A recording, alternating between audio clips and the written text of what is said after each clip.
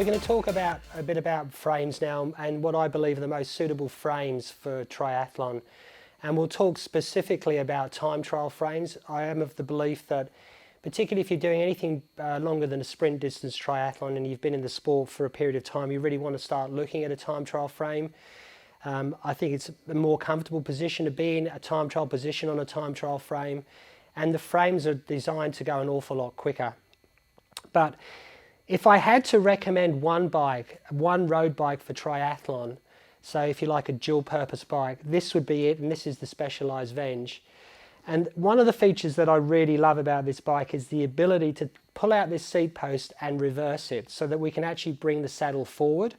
Now, what typically happens with a lot of road bike frames is that we end up with the hip angle closing off because, as you can see, the angle of the seat post is pitching us back and we really want to come forward. If you look at a time trial bike, the geometry of the seat post is much more straight, so 78 degrees versus 73 degrees. But I'm going to pop this out, I'm going to swing the seat post around, and so you can see the forward position that this can get us into.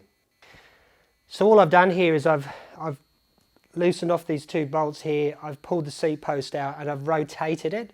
I've put the saddle on back in exactly the same position, but you'll notice now that it's far more forward. And this is a real advantage for the Venge because it gets us forward, it opens up the hip angle so that, again, we've spoken about this, we can drive, we can generate power, we can breathe, we can drink, we can eat.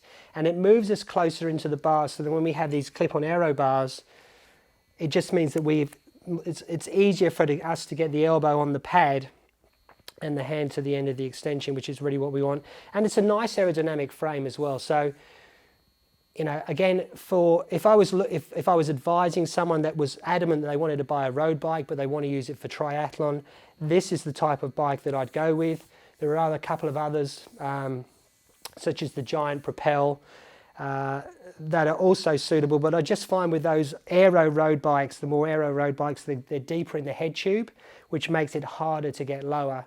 And this, to me, is sort of the ideal compromise.